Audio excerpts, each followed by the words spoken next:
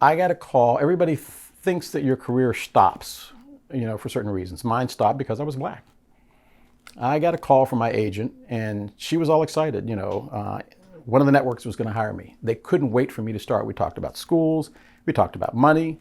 We talked about the length of the contract. We talked about where I would live in New York. I was headed to the big time with one caveat. We talked for a half an hour on the phone. And she says, "Oh, but there's one thing." And I said, "What's that?" And she said, "They want you to shave your mustache." And I thought, why would they want me to shave my mustache? And I said no. And she said, "Well, this woman, a black female, doesn't like black men with mustaches." And I thought, you know what I look like. Already I'd been working in Washington. I had covered organized crime, KKK, Marion Barry, the killing fields in Washington, D.C. I had established a reputation with this mustache. So to ask me to shave something just because you didn't like the way I looked cosmetically, or because at that time there was this fear that black men with mustaches looked sinister, I said no, thinking that I would still get the job with the mustache.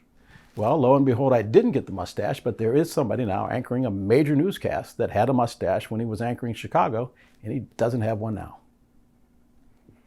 So the last point was, every time somebody would get fired in television that was black, I would get an email from my agent saying, "I sent your reel to Detroit. I sent your reel to Chicago. I sent your reel to Cleveland. I sent your reel to Atlanta." But it was always when somebody black got fired, never when somebody white got fired. And finally, after doing this long enough, I sent him an email and said, "I can no longer in good conscience have you market me as a black male anchor. I'm an anchor. I'm a 22-time Emmy-winning anchor. I'm a filmmaker. I'm an author. I'm a philanthropist. I do all of that.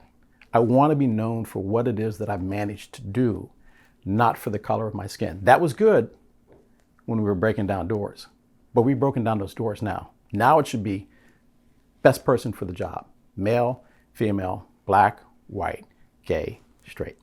I've also experienced workplace low-key racism, where people will not use the N-word, but they'll use other terms to replace the N-word. I've heard super predator.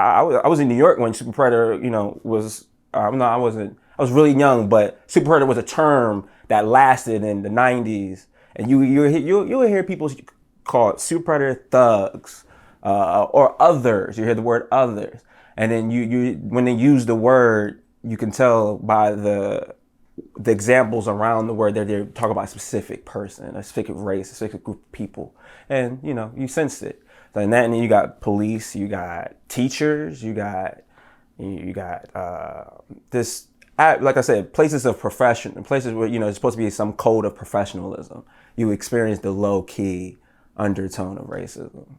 Sometimes it would make itself known in the racism of low expectations. For example, maybe at school when, you work on a project or you work on something, and this is in higher ed, and someone makes a comment that they were surprised that you did such a good job.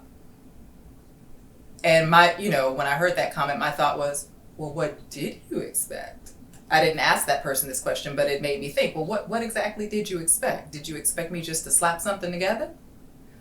Or did you expect me to actually be here to learn and produce? So, no, not necessarily overt racism, but sometimes the racism of low expectations.